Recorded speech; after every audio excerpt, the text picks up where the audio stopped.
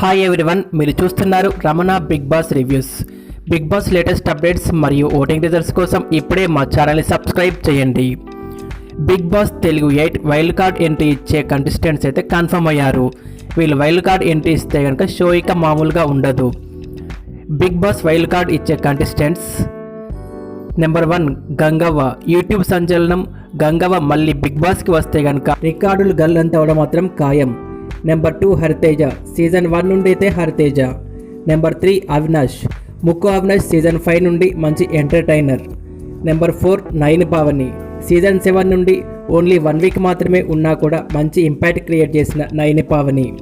Number 5 Rohini. Jabardasth Rohini, మంచి comedian.